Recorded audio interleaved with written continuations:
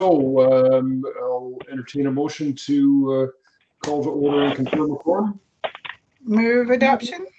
Second. Any discussion?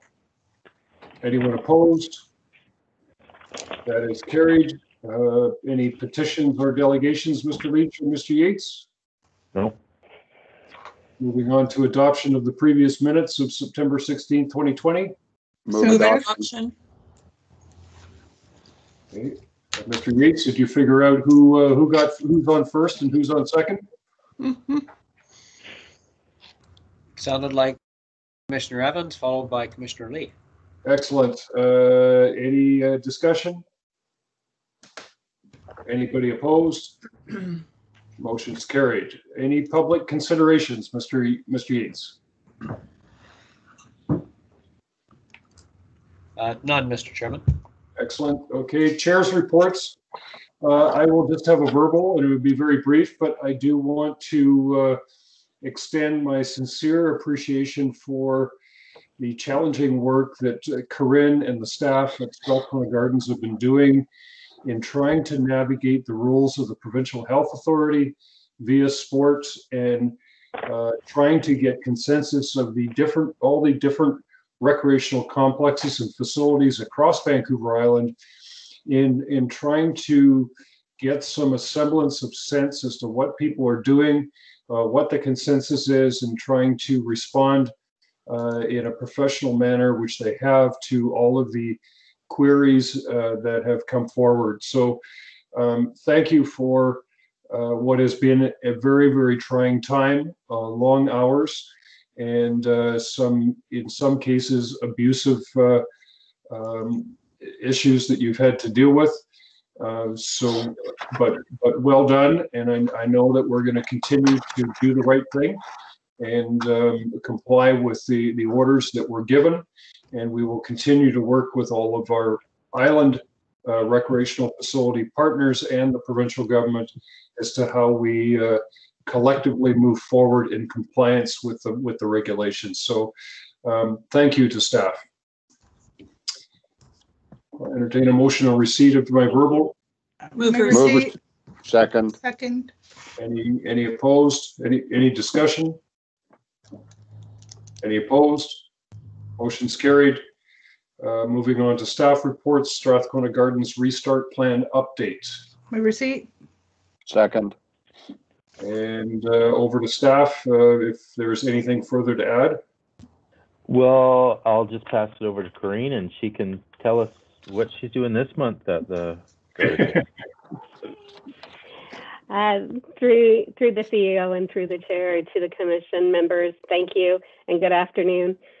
The report that we have on the table today summarizes pretty much where we're at, although everything is pretty fluid in this reality, as everything does change and everything is still a fluid way forward, and gone through some various challenges in the staff report, just what we've been working with. And I think one of the top challenges that we're facing still is this mass gathering order of 50 and how that really affects the operation as a whole, and how our user groups typically have used Strathcona Gardens. And there's been various different interpretations about what that 50 looks like and how that can be facilitated. And I believe at the commission table, we talked a lot about how we can run the center with 50 in different spaces. So you could have 50 in the aquatic area, you could have 50, as long as these events don't kind of intermix each other. So there's standalone events in standalone areas. And so that's what we're working with. And through the staff report, you will see that I've laid out that we're looking at activating Arena 2. And right now, we are active. We have the Rod Brendamore Arena open. We are using the dressing rooms on Arena 2 side. They are the much larger dressing rooms. They allow us to have more of a staging area. Now that the tent is not outside and we're moving into the winter weather, we had to move people indoors. The challenge that we had is just where do you stage these people and how do you make sure that the rotation of the user groups into the arenas works and flows. And so we opened up the arena to dressing rooms to accommodate spacing and to make shift, like we took the staging area from outside and we moved it in. With that, I just would like to pass this over to Ryan, who's just going to talk about some of the logistics within programming, as he's working with a number of the programmers and user groups on the activation of Arena 2. And I just would like to pass it over to Ryan right now. Good afternoon, Commission. Yes, with respect to the Arena 2 logistics, Corinne had mentioned the staging area and space being a challenge. With these massive mass gathering orders, we're allowed 50 people in each event. And so we're looking at right now 50 individuals on the ice surface in Arena 1. We are using the Arena 2 entrance, coming into Arena 2 large dressing rooms, and then into Arena 1, and then out Arena 1 as a separate exit for that area. So we ensure that the flow of patrons is one directional, user groups do not cross paths, and we're using all the viable space for one rink. And the challenge, of course, is coming when we open up the second arena. Our staging area and space that we have available remains the same, but the number of users virtually doubles. So with that, as well as considering our pond hockey or skating pond area as well, we're looking at potentially offering that area as a separate entity in itself. So we'd have Arena 1, Arena 2, and the skating pond as area number 3. Some of the challenges that we have with that is to make it viable to open up this space is we're looking at potentially an increase in some expenditure somewhere, which is originally unplanned for the budget. Washrooms are a challenge in these areas. So we're looking at potentially bringing in porta potties. That's been done out in Squamish and some other areas. So people don't have to cross these areas and get into any trouble and being in different events. So we're working diligently at that, bringing in, recalling additional staff. So we will have more than one entrance to the facility. So we'll have CSRs stationed at the front reception, as well as potentially Arena 2 to have 2 different entrances to the entire facility rather than just one, so people don't have to cross paths. So these are some of the logistics and challenges that we're working with. It's happening on a regular basis. And there's always something new coming up, from simple things like us being required to keep the doors locked until we are ready to let the next user group in. You can imagine one hockey team's having to stay outside prior to coming in because the other group isn't off the ice yet. So these are all challenges that none of us are used to. It's a new time frame, but we're looking at it. Our plans on Arena 2 at this present time is to not have access to change rooms, and we'll make that very, very clear to the user groups, and we'll let them decide. So if minor hockey comes in and they're renting both arenas, it'll be their choice on who goes where, with the understanding that we'll have the main stadium arena as Arena 1, the Rod Brindamore Arena, with access to dressing rooms that can have the larger games, those sorts of things.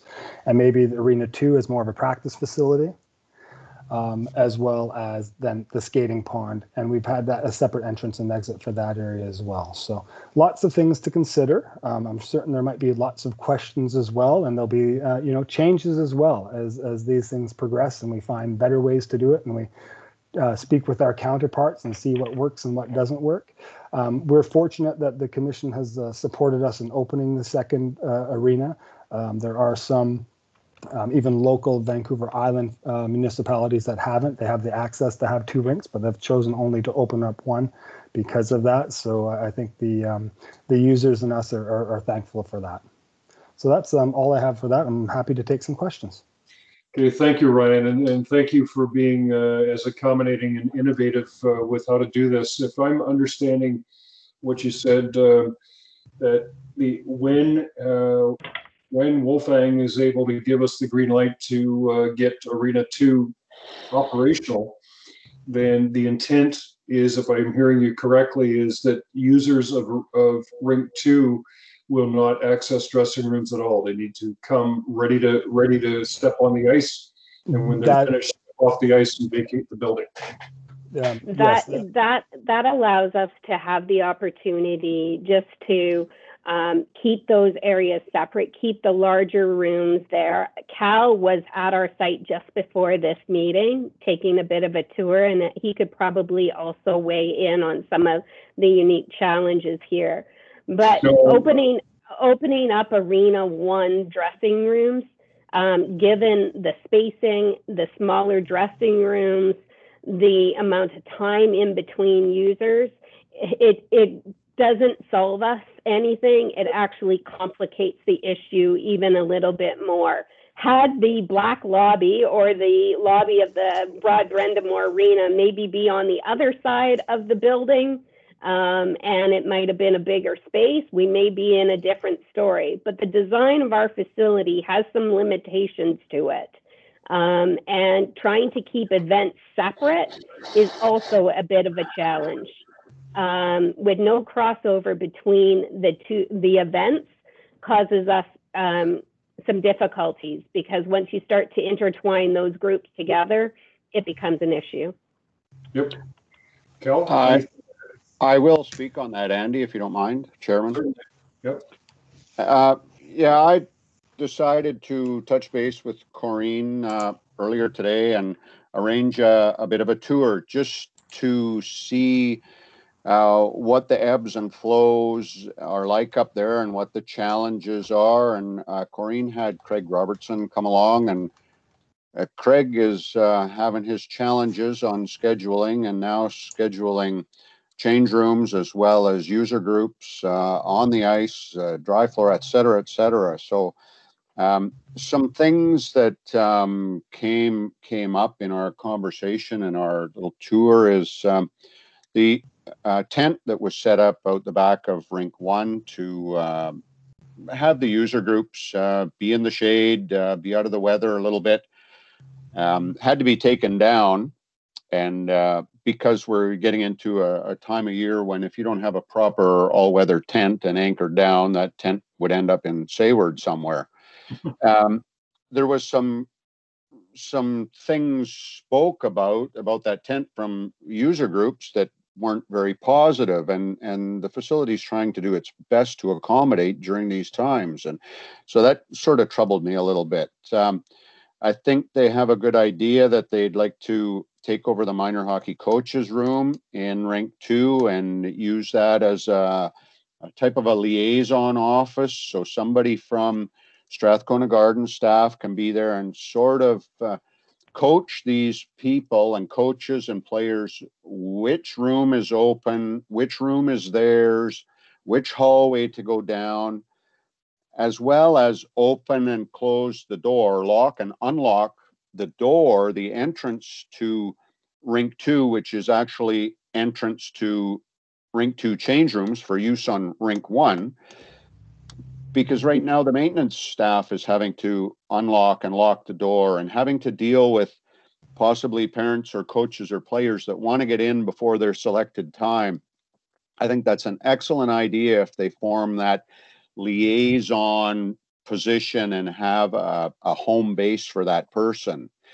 I think the user groups must realize that the use of this facility will be different until this is all over.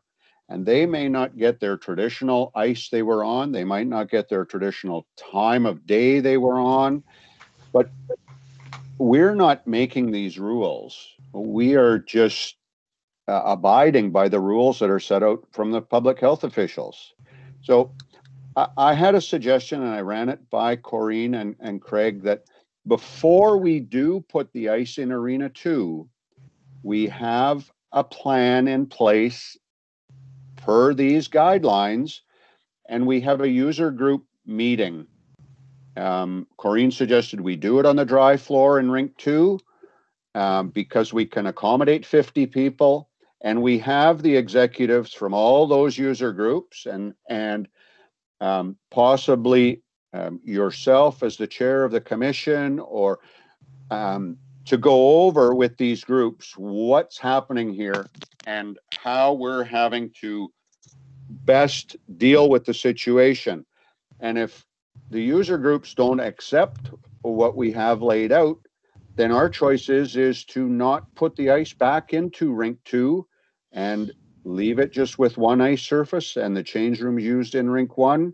And I think these user groups will come to the understanding that we have to abide by the rules because a little bit of ice is better than no ice at all. So I thank Corinne and Craig for the tour today. It was very informative. Excellent. Thank you, Commissioner Grunner, and I certainly welcome that suggestion. I think it's an excellent idea to have that communication in a proactive manner. Correct, as opposed to an email or a virtual meeting or you know, some other type of correspondence. At least it can be a little bit of a question and answer period, and you can read some body language, et cetera, et cetera. Okay. Back to Ryan and Corinne on the restart plan, or are there any more to provide, or are there questions? I think Commissioner Lee had a question. Commissioner Lee, go ahead. I'm just concerned about having too much of the building open at once and how things are scheduled so that like the players or the users could be scheduled to come, you know, at an appointed time for one team and then an appointed time for another where they're not going to bump into each other. And I think we have to be really careful about letting people go deep into the building.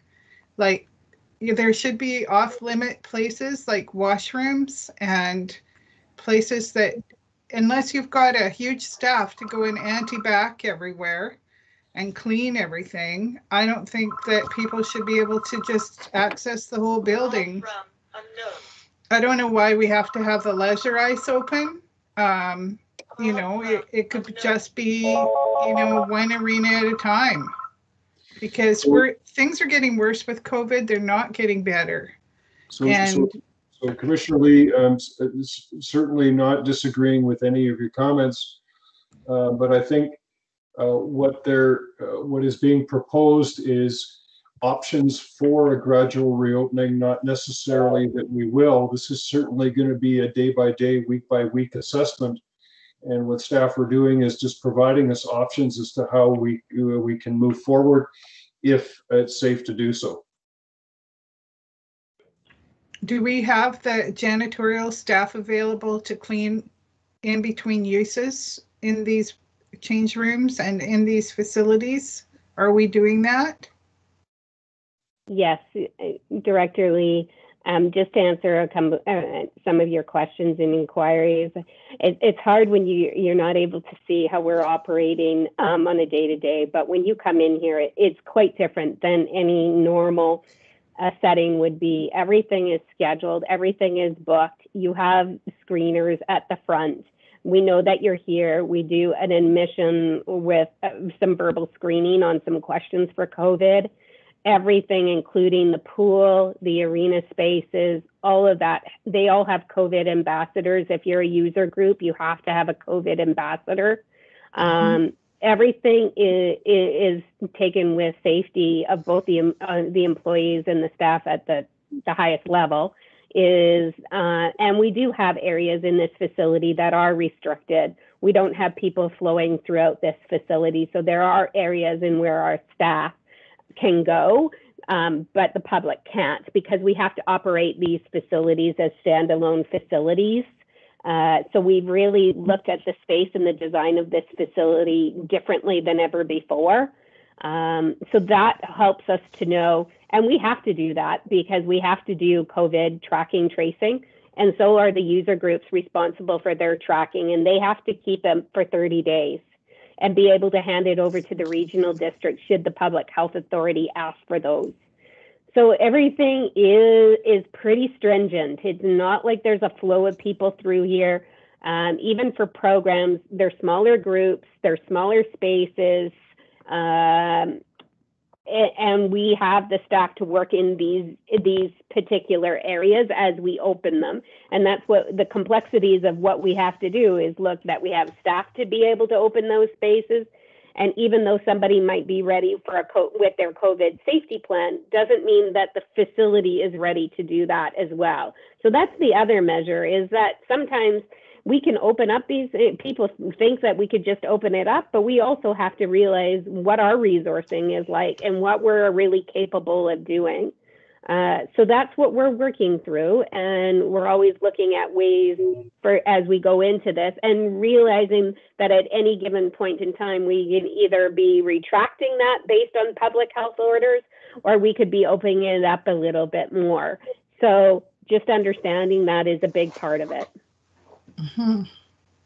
Mm-hmm. So with I have Commissioner Runnerud had a question, and then Commissioner Evans. Cal, go ahead.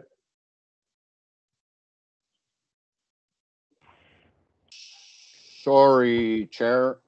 I just wanted to say, per to Commissioner Lee's comments, that our daughter is coaching a Pee Wee representative team, and she's on the ice at 5:30 in the morning, and she gets up at 4:30 in the morning and has to fill in her Kemper Minor Hockey COVID-19 daily screening checklist with her name, date, start time, and then it goes through 8 or 10.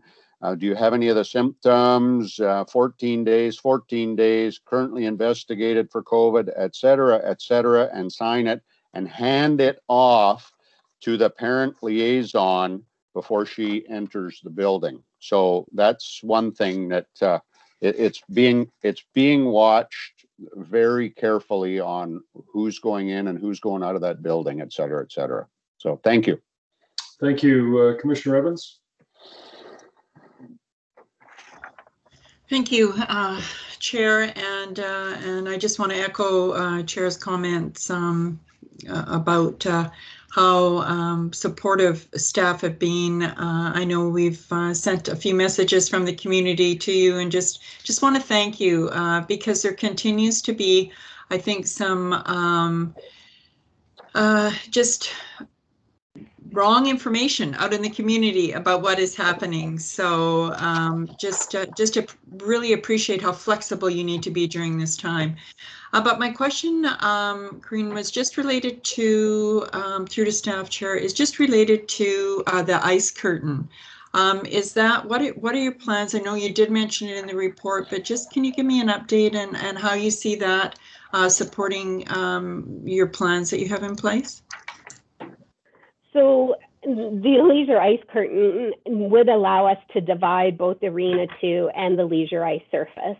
So it would be installed when we put the air handling units and get the arena, before the arena ice making goes in. And then that also would allow us that ability to make it have kind of its own standalone area. One of the things that we've been accommodating right now mostly is the user groups on the leisure ice surface, or on these skating surfaces. And so even if you don't run, you can't run Arena 2 without the leisure ice. They're connected, so you can't just run one and not the other. But if you made it as one facility and not two facilities, that area would be 50 max. And what we would want to do is be able to run a hockey game within the standards that we have of running hockey right now on Arena 2, and be able to do that, or practice, or have a bigger group of 50 on that side, and then allow us to run community recreation programming in the leisure ice area to allow for those people who just want to do the small tot kind of skates and that sort of thing on a community recreation, which has definitely been lacking since we have the one ice surface. And even with the second one going in, it would be a challenge. I may, do you see do you see any issues with the community being aware of this? I mean, I think it's a great suggestion that Commissioner Grimrue came up with in terms of having that meeting with the user group, but just in a general community, understanding of use of the recreational surface. Are you concerned about any of that, or do you feel your communications will take care of that? I think the delivery to the user groups, I mean, we have on this side, unlike the pool, a number of people that are associated either with minor hockey, the skating club, all of these, and that filters out. And so whatever comes from there really sends a message and trickles out. So as Cal said, by at least giving the user groups and coming together, that filters through the community significantly if they get the message once. We can then supplement that with extra communication support. But I think the delivery in how this is messaged to the user groups, and unfortunately, sometimes when people don't want to hear what they want to hear, it puts a little bit of a barrier between us and the user group. So sometimes, like the news release that went out last week from the chair on behalf of what was happening with spectators, at least then it's just coming from somebody else other than staff hearing it. So we do appreciate that, and it's really helpful. Anything further, Commissioner Evans?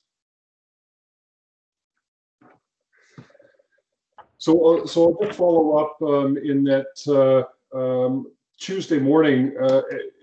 Every morning I wake up and I hear the 8 o'clock Eagle FM news broadcast, and then wait till 8:30 to catch Today FM from Campbell River.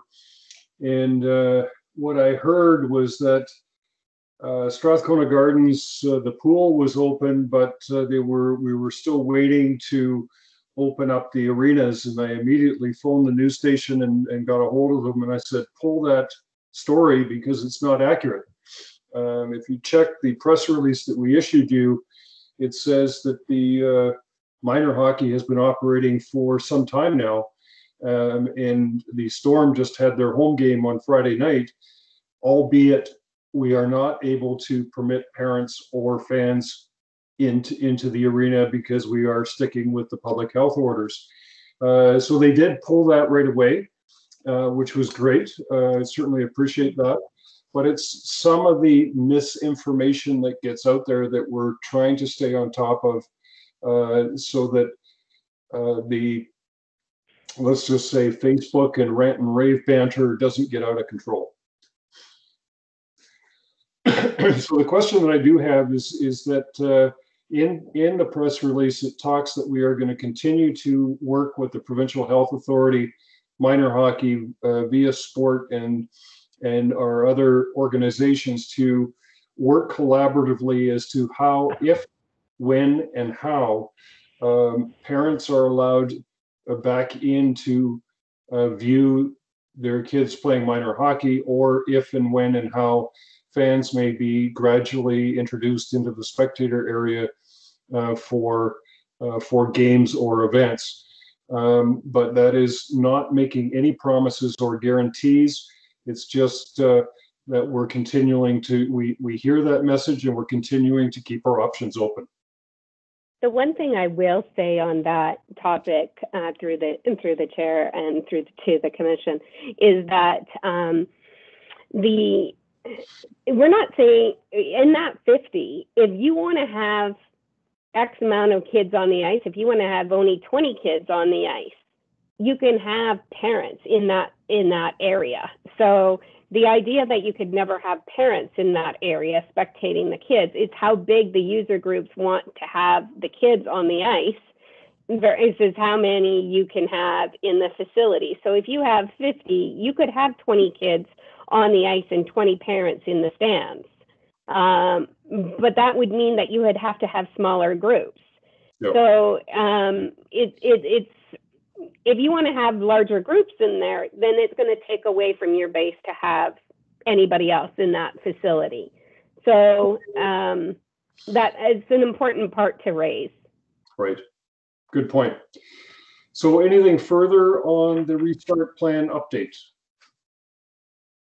Hearing none, stay tuned, and I'll call the question. Is anyone opposed to the report?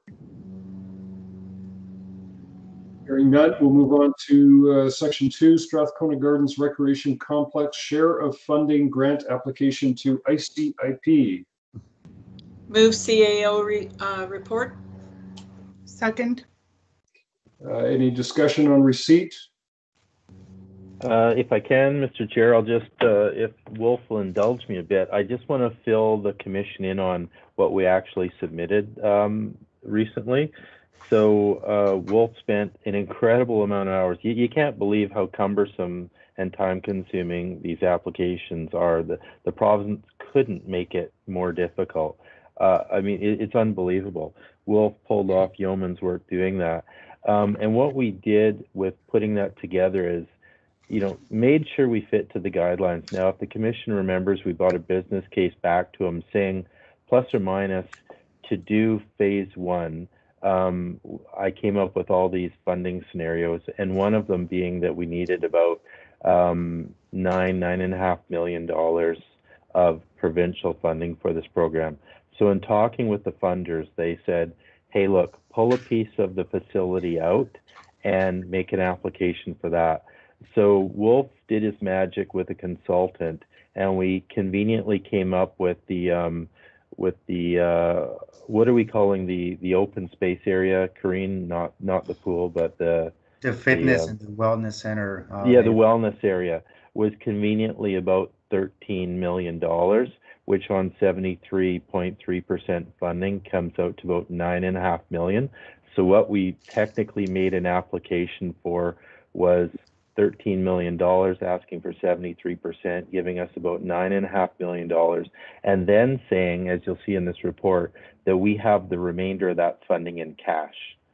So, and then the rest of the application was the pool saying, hey, this is just background information, but we're funding this on our own to fit within the parameters and the guidelines. And can we do this? Can we do it on time? Do we have funding?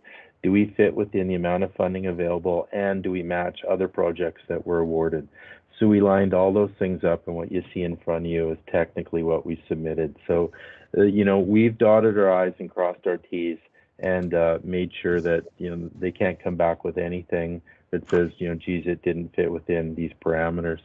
So then what we do need, and we have this month to submit it, is a resolution by the board that says we can support the additional funding that the province wouldn't provide to us, which again, I think is about $3.5 million. We easily have that in cash, and so therefore the resolution is that we can support the additional funding in there.